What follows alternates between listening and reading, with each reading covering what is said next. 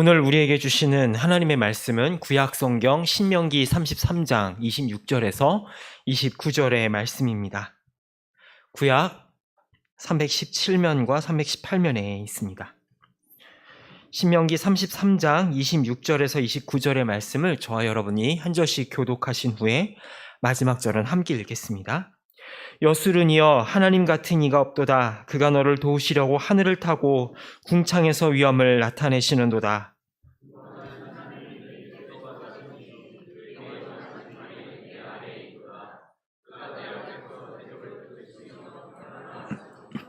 이스라엘이 안전히 거하며 야곱의 샘은 곡식과 새 포도주의 땅에 홀로 있나니 곧 그의 하늘이 이슬을 내리는 곳에로다. 이스라엘이여 너는 행복한 사람이로다. 여호와의 구원을 너같이 얻은 백성이 누구냐? 그를 돕는 방패시요 내 영광의 칼이시로다. 내 대적이 내게 복종하리니 내가 그들의 높은 곳을 밟으리로다. 아멘. 네, 이 시간 함께 앞뒤좌우 바라보시며 함께 인사하면 좋겠습니다. 잘 오셨습니다. 반갑습니다. 네, 오늘은 특별히 은퇴식이 있어서 외부에서 오신 분들도 많은데 함께 우리 교우들과 함께 하나님의 은혜에 충만한 가득한 시간 될 수 있기를 소망합니다. 신약 성경의 복음서를 보면 예수님이 베드로와 요한과 야고보와 함께 변화산에 오르는 모습을 보게 됩니다. 그곳에서 예수님이 하나님의 아들로서의 영광을 드러내는 모습을 보게 되는데요. 거기서 변화되어서 빛나는 그 예수님의 영광이 어찌나 찬란하던지 빨래하는 자가 그 옷을 희게 할 수 없을 정도로 그 흰 옷, 희게 하얗게 변한 그 예수님의 영광이 얼마나 찬란했는지를 복음서 기자는 우리들에게 증언하고 있습니다. 그런데 그 놀라운 기적의 현장에 예수님을 보필하는 구약의 두 명의 인물이 나오는데요. 하나는 엘리야고 하나는 누구일까요? 모세입니다. 엘리야가 구약의 예언자를 대표하는 인물이라면 모세는 구약의 율법을 대표하는 인물이라고 할 수 있습니다. 그만큼 모세는 이스라엘 역사에 있어서 잊힐 수 없는 그러한 존재였습니다. 그는 이스라엘 민족의 정체성과 아이덴티티를 만든 사람이었습니다. 우리가 누구인가? 우리가 왜 이곳에 있으며 어디를 향하여 가는가 하는 그 질문에 대해서 답을 준 사람이죠. 그 이스라엘 백성들의 가장 중요했던 질문, 바로 우리는 누구인가 하는 그 정체성에 대해서 모세는 어떻게 답을 하였을까요? 바로 하나님의 말씀, 율법으로 그들에게 정체성을 부여하였습니다. 그래서 우리가 보는 성경의 맨 처음인 창세기에서부터 신명기의 책을 모세오경이라고 할 만큼 그는 하나님께서 귀히 여기시던 자요, 하나님의 일꾼이었습니다. 이러한 사실을 신명기 34장 10절에서는 이스라엘의 모세와 같은 선지자가 일어나지 못하였나니 모세는 여호와께서 대면하여 아시던 자요라고 할 정도로 하나님과 친밀했으며 그만큼 많은 사역을 감당했던 인물이었습니다. 그랬던 모세가 이제 그의 생애와 사역의 막바지에 이르게 되었습니다. 모세와 함께 애굽을 떠나 홍해의 기적을 경험했던 소위 출애굽 1세대들은 그 엄청난 기적과 은혜를 경험했음에도 불구하고 하나님께 불순종하는 죄악을 저지르고 말았습니다. 그 결과 그들이 그토록 소원하던 땅, 바로 약속의 땅에 들어가지 못하고 모두 광야에서 죽고 말았지요. 그리고 그들의 자녀들인 출애굽 2세대가 이제 그들이 부모가 못 들어간 그 사명을 잇기 위해서 가나안 땅을 눈앞에 두고 느보산 앞에 진을 치고 있습니다. 이제 조금만 더 들어가면 그들이 그토록 소원하는 젖과 꿀이 흐르는 땅, 하나님이 약속하신 복락원을 눈앞에 둔 그 이스라엘 백성들의 마음은 어떠하였을까요? 기대함과 설렘, 두려움이 아주 복잡하게 얽히고 설킨 그런 마음이지 않았을까 싶습니다. 아마 모세의 마음도 마찬가지였을 것입니다. 애국 관리를 죽이고 궁궐을 도망하여서 40년간을 미디안 광야를 헤매다가 뜻하지 않게 떨기나무에서 그는 소명을 받게 됩니다. 그리고 그 이후로 40년간을 이스라엘 백성들과 동고동락하며 하나님이 약속하신 약속의 땅을 향하여 한 걸음 한 걸음 전진해 나아갔습니다. 그와 함께 모세와 함께 홍해를 건너고 이집트를 빠져나왔던 출애굽 동기들은 모두 광야에서 죽고 말았고, 자기와 함께 했던 사람은 이제 갈렙 한 사람밖에 남지 않았습니다. 그런 상황에서 이 하나님의 약속하신 그 가나안 땅을 바라보는 이 노종의 마음이 어떠하였을까, 우리는 충분히 짐작해 볼 수 있을 것 같습니다. 그런데 이렇게 고지를 남겨두고 하나님이 약속하신 그 복락원을 남겨둔 앞에서 하나님은 모세에게 마른 하늘의 날벼락 같은 명령을 내리십니다. 바로 모세에게 여기서 그만하라라고 하는 것입니다. 너는 가나안에 못 들어가고 여기서 미안하지만 너의 사명을 맞춰줘야겠다라고 말씀하시고 계시는 것이죠. 그때부터 모세는 이스라엘 백성들을 모아서 다시 한번 율법을 강론하고 계명을 선포합니다. 이 출애굽 1세대, 그러니까 지금 본문에 나온 이스라엘 백성들의 부모 세대와는 달리 이 백성들은 광야에서 태어나고 자랐습니다. 그래서 그들은 우리가 왜 가나안에 들어가야 되는지, 우리는 누구인지에 대한 이유를 잘 알지 못했습니다. 그래서 그들이 누구이며 우리가 왜 가나안으로 들어가야 되는지, 어떻게 하면 하나님의 언약 백성으로 살아갈 수 있는지를 강론하는 내용이 바로 신명기의 말씀입니다. 그리고 그렇게 율법의 모든 내용을 다시 한번 강론한 후에 12지파를 일일이 다 축복하고 마지막으로 그의 모든 진액을 짜서 내린 유언의 결론이 오늘 우리가 읽은 말씀인 것이죠. 그가 자신의 모든 것을 마감하며 정말로 남기고 싶었던 말은 무엇이었을까요? 첫 번째로 하나님이 우리의 보호자가 되신다는 사실을 그는 선포합니다. 오늘 보면 26절에서 그는 이렇게 이야기합니다. 여수른이여, 하나님과 같은 이가 없도다. 그가 너를 도우시려고 하늘을 타고 궁창에서 위엄을 나타내시는도다 라며 선언합니다. 하나님께서 하늘에서부터 당신의 백성을 지키고 먹이며 보호하신다라는 것을 그는 거듭 강조하고 있습니다. 그런데 이 단순하면서도 위대한 진리를 깨닫기 위해서 이스라엘 백성들은 무려 40년을 기다려야 했습니다. 왜일까요? 왜 그들은 40년이나 기다린 긴이라고 하는 그 긴 시간을 기다려야 하나님의 보호하심을 드디어 깨달을 수 있었을까요? 그들이 애굽에 그대로 있으면 그 하나님의 손길을 느낄 수 없었기 때문입니다. 애굽이 하나님을 대신해서 그들의 모든 필요를 공급해 주었고, 그들은 애굽을 위해서 충성하기만 하면 되었으니까 말이죠. 그래서 하나님께서는 하나님의 백성들을 애굽의 소나기에서 빼내어서 아무것도 없는 광야로 밀어 넣으셨던 겁니다. 광야는 어떤 곳입니까? 광야는 세상의 모든 도움이 끊긴 곳이고, 하늘에서 주어지는 만나와 반석에서 터지는 생수가 없으면 살아갈 곳이 없는 장소입니다. 그런데 하나님은 세상에 금은보화가 가득한 애굽에 계셨던 것이 아니라 아무것도 없는 거친 광야 한 복판에 계셨다라는 사실을 그들은 깨달아야만 했던 것입니다. 그들이 애굽에서 가져왔던 모든 것이 다 바닥나고 세상의 거품과 신기루를 걷어낸 곳에 비로소 하나님을 발견할 수 있었습니다. 그곳에서 비로소 불기둥과 구름기둥으로 지키시는 하나님을 만날 수 있었고요. 자신들이 누구의 소유인지를 알 수 있게 되었습니다. 그들이라고 해서 왜 불만이 없었겠습니까? 왜 우리가 이런 거친 광야에서 태어나서 이 고생을 하며 살아야 되는지 그들도 의문을 품지 않았을까요? 한 나라가 존재하기 위해서는 영토와 주권과 국민이 있어야 된다라고 하는데, 그들은 제대로 된 영토 없이 애굽을 멀쩡하게 잘 살던 애굽을 빠져나와서 40년간을 헤매면서 왜 우리도 다른 나라 백성들처럼 좀 그럴듯한 나라, 좀 그럴듯한 환경에서 갖추어 놓고 살면 좋을 텐데 왜 우리는 이런 거친 광야에서 살아야 되는지 의문이 없었겠습니까? 만일에 여러분의 자녀가 여러분들에게 왜 우리는 그럴듯한 집이 없고 왜 우리는 그럴듯한 먹을 것이 없으며 이런 거친 곳에서 살아야 되냐고 부모님에게 묻는다면 부모된 여러분들의 마음은 어떠하였을까요?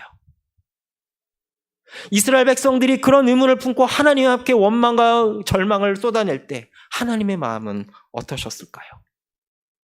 그런데 그 질문에 대한 모세는 바로 너희가 하나님의 소유이고 그분의 친백성이기 때문이다라는 사실을 모세오경 전체에 걸쳐서 강조하고 있음을 보게 됩니다. 그들이 광야에서 태어나 하지 않아도 될 고생을 해야 되는 이유, 그리고 그들이 가나안을 향해서 나아가야만 하는 두 번째 이유, 그것은 바로 하나님이 그들의 친히 기업이 되시기 때문이라는 사실입니다. 29절에서 모세는 이렇게 선포합니다. 이스라엘이여 너는 행복한 사람이로다. 여호와의 구원을 너같이 얻은 백성이 누구냐? 그는 너를 돕는 방패시오 내 영광의 칼이시로다. 내 대적이 내게 복종하리니 내가 그들의 높은 곳을 밟으리로다 라며 자랑스럽게 노래하고 있습니다. 여러분, 모세가 이 선언을 했던 때가 이스라엘 백성들이 잘 살았던 때가 아닙니다. 40년이 세월이 지났지만 이스라엘 백성은 여전히 광야에서 아무것도 없고 헐벗던 때였습니다. 그런데도 불구하고 모세는 뭐라고 얘기합니까? 이스라엘이여 너는 행복한 사람이로다. 여호와의 구원을 너같이 얻은 자가 누구냐라고 선언하고 있는 것이죠. 이들은 이제 마침내 광야를 벗어나 그들이 소원하던 땅으로 들어갈 것입니다. 가나안을 앞둔 이스라엘 백성들의 기대와 소망은 무엇이었을까요? 이제 우리도 이 지긋지긋한 고생길을 벗어나서 우리도 꽃길을 걸을 수 있을 것이다 라는 그런 기대 아니었겠습니까? 이제 우리도 젖과 꿀이 흐르는 땅의 열매를 먹을 수 있을 것이다. 우리도 이제 더 이상 광야에서 방황하지 않고 다른 나라 백성들처럼 정해진 영토에 제대로 갖추어진 환경에서 살 수 있겠다라는 그 기대 하나 아니었겠습니까? 그런데 여러분, 그들이 그토록 소원하던 그 땅에 복을 주시는 분은 누구일까요? 그 땅에서 젖과 꿀이 흐르게 하는 주체는 누구일까요? 바로 온 천지를 지으신 하나님 아버지 아니시겠습니까? 하나님께서 그 가나안 땅에 이른 비와 늦은 비로 풍성케 하지 않으시면 아무리 가나안 땅이라 할지라도 그곳은 약속의 땅, 복된 땅이 될 수 없다라는 사실입니다. 여러분, 이러한 사실을 우리가 잘 볼 수 있는 성경이 있죠. 바로 사사기입니다. 그들이 그토록 소원하던 젖과 꿀이 흐르는 땅에 들어가서 살면서 사사기에 무슨 일이 벌어지고 있습니까? 그들이 그토록 소원하던 땅에 들어갔습니다. 그래서 이제 12지파가 다 땅을 분배해서 이제 행복한 길만 걸을 수 있을 줄 알았는데 사사기에서 무슨 일이 벌어지고 말았죠? 1년 내내 농사에서 추수할 때가 되면은 블레셋이 와서 다 빼앗아가고 아람이 와서 빼앗아가고 메소포타미아, 가나안 등 수많은 이방 민족들이 쳐들어와서 다 빼앗아가 버리고 말지 않습니까? 여러분, 약속의 땅에 왜 이런 비극이 벌어졌던 것일까요? 그 땅의 진정한 주인이요 복의 근원이 되신 하나님의 사명을 잊어버렸기 때문입니다. 모세로부터 주어진 사명, 여호수아가 남겨진 싸움을 그들은 치열하게 싸웠어야만 하는데 그만 현실에 안주해버렸기 때문이죠. 그 결과 그들은 하나님이 약속하신 약속의 땅에 살면서도 눈뜨고 코베인 것처럼 그런 삶을 살아갈 수밖에 없는 그런 운명을 살아야만 했던 것입니다. 모세는 이미 그런 일들이 일어날 거를 다 알고 있었던 것이죠. 그랬기에 이스라엘 백성들에게 너희가 진정으로 바라봐야 될 기업, 너희의 영원한 기업은 저 눈에 보이는 가나안 땅이 아니라 하나님 아버지다라는 사실을 선포해야만 했던 것입니다. 앞서 나누었던 것처럼 모세는 가나안 땅에 들어가기를 허락받지 못하였습니다. 홍해를 함께 건넜던 출애굽 동기들 중에 모세와 갈렙만 단 2사람만 살아남았고 그 중에서도 가나안 땅을 밟을 수 있었던 것은 갈렙뿐이었습니다. 모세는 안타깝게도 그 땅에 들어가지 못하였습니다. 표면적인 이유는 민수기에 나와 있는 것처럼 무리바의 반석에서 물이 솟게 할 때에 하나님의 영광을 가렸다는 이유 때문이었죠. 여러분, 모세의 심정이 어떠했을까요? 그 땅에 들어가지 말라라는 말을 들었을 때 모세의 심정이 어땠을까요? 물론 모세 역시 인간적으로 억울하고 아쉬운 마음을 금할 길 없었을 것입니다. 내 동기인 갈렙은 저 땅에 들어가는데 나만 못 들어가게 한다. 그럼 얼마나 억울하고 원통했을까요? 그런데 성경은 모세의 마지막을 어떻게 기록하고 있는지 아십니까? 신명기 34장 7절에 보면은 신명기 기자는 모세의 마지막을 이렇게 기록하는데요. 모세가 죽을 때 나이 120세였으나 그의 눈이 흐리지 아니하였고 기력이 쇠하지 아니하였다라고 기록하고 있습니다. 우리 주변을 보면 젊었을 때에는 정말로 열정적이고 귀하게 쓰임받다가 말년에 그만 그 마지막을 아름답게 마치지 못하는 경우를 종종 보게 됩니다. 그런데 성경은 모세를 가리켜서 그가 마지막을 맞이할 때까지, 이 땅에서의 마지막을 맞이할 때까지 눈이 흐리지 아니하였고 하나님 앞에 가는 그 순간까지 기력이 쇠하지 않았다라고 합니다. 만일에 모세가 그 가나안 땅에 들어가지 못한다는 말을 듣고 심통이 나서 하나님 어떻게 나한테 이럴 수 있습니까? 라고 불평불만을 가득 쏘아냈다면 과연 성경이 이렇게 기록을 하였을까요? 그렇다면 모세는 어떻게 그 40년간 산전수전 공중전까지 치르고서도 그 눈앞에 가나안을 들어가지 못하면서도 호련히 모든 것을 마감할 수 있었을까요? 그 해답은 바로 앞서 우리가 읽은 29절에 해답이 나와 있습니다. 다시 한번 오늘 성경 구절 29절을 다시 한번 읽겠습니다. 이스라엘이여 너는 행복한 사람이로다. 방패시요 내 영광이 칼이시로다. 내 대적이 내게 복종하리니 내가 그들의 높은 곳을 밟으리로다. 아멘. 이스라엘 향하여서 외친 마지막 유언. 이스라엘이여 너는 행복한 사람이로다. 옛날 개역 한글판에 보면 더 시적으로 표현하고 있는데요. 이스라엘이여 너는 행복자로다. 그는 너를 돕는 방패시오 너의 영원한 기업이다 라고 하는 이 외침이 단지 이스라엘을 향한 고백뿐만이 아니라 모세 자신의 고백이기도 한다라는 사실입니다. 그에게 있어 진정한 기업, 진정한 약속의 땅 가나안은 저 눈앞에 보이는 팔레스타인 땅이 아니었습니다. 120년 평생에 걸쳐 하셨던 하나님 한 분이 그의 진정한 기업이요 상급이요 전부였던 것을 그는 마지막 순간까지 놓치지 않을 수 있었기 때문이었습니다. 가나안 땅에 들어가기를 고대했던 이스라엘 민족들처럼 오늘 우리는 많은 기도 제목을 하나님 앞에 가지고 나아갑니다. 하나님, 나 이런 사람 좀 되게 해주옵소서. 더 큰 일을 감당하게 해주옵소서. 하나님, 더 큰 학교, 더 좋은 회사에 들어가게 해주옵소서. 우리 교회가 더 큰 교회가 되게 해주옵소서. 내가 이런 더 큰 일을 감당하고 더 넓은 지경을 달라고 우리는 수많은 기도 제목을 가지고 하나님 앞에 나아갑니다. 물론 당연히 구해야 되고 아뢰어야 될 기도의 제목들임에 분명합니다.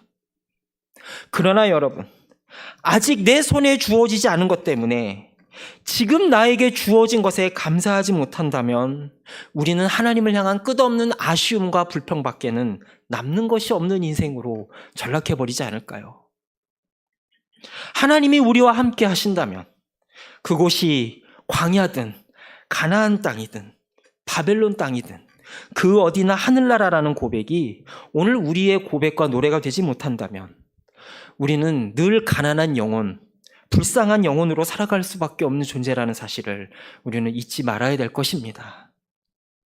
광야에서도 하나님의 풍성함을 누리지 못한다면 가나안에 들어간들, 아니 가나안보다 더 좋은 것이 우리에게 주어진다 한들 그것이 결코 우리들에게 복이 될 수 없다라는 사실을 모세는 이스라엘 백성들에게 외치고 있습니다. 사실 모세가 이 가나안 땅에 들어가지 못했던 표면적인 이유는 앞서 얘기했던 것처럼 무리바에서 하나님의 영광을 가렸다라는 것이었죠. 그러나 그거는 사실 표면적인 구실에 불과하고 하나님이 사실은 모세에게 이렇게 얘기하고 싶지 않았을까요? 모세야, 너 120년 동안 정말 수고 많았다.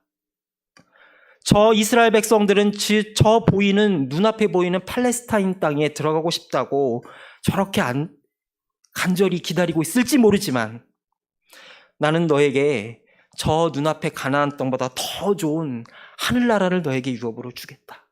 그러니 더 좋은, 저 가나안 땅보다 더 좋은 하늘나라에서 나와 영원히 같이 살자라고 말씀하시는 것이 하나님의 본심이 아니었을까요?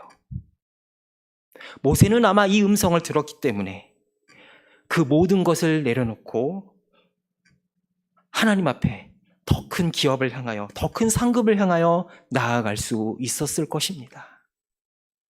오늘 5분의 권사님이 은퇴하십니다. 우리 권사님들이 교회를 위해 수고하고 헌신한 그 모든 헌신에 주시는 하나님의 최고의 선물, 최고의 상급은 무엇일까요? 바로 수천 년 전 모세가 듣고 이스라엘 백성들에게 외쳤던 고백. 이스라엘이여, 너는 행복한 사람이로다. 여호와의 구원을 너같이 경험한 사람이 누구냐라는 그 음성이 바로 권사님들과 우리 모두의 귀에 들릴 수 있기를 소망합니다. 하나님께서 우리 권사님들의 인생 가운데, 삶 가운데 더 큰 것으로 갚아주실 것이며 귀한 하늘 양식으로 상 주실 것입니다. 또한 이 자리에 함께한 우리 모두가 발길을 닿는 모든 곳마다 너는 행복한 사람이로다 라고 하는 그 하늘의 음성이 들리는 느보산이 될 줄로 믿습니다. 기도하겠습니다. 우리의 영원한 상급이 되신 하나님 아버지, 우리가 이 땅에서 누리는 어떤 것보다도 귀한 분이 하나님 아버지이심을 고백합니다. 우리의 삶 가운데 함께 하시고 역사하시는 하나님의 손길을 보게 하여 주옵소서. 그리하여 우리의 삶이 언제나 하나님의 은혜가 넘치고 풍성한 은혜의 현장임을 확인하는 복된 인생 되게 하여 주옵소서. 특별히 오늘 은퇴하시는 5분의 권사님과 함께 하사 하나님이 주시는 상급과 기쁨과 희락이 넘치게 하시며 이후로도 더욱 충성하고 하늘의 열매가 풍성히 열리는 그런 은혜를 더하여 주옵소서. 예수님의 이름으로 기도합니다. 아멘.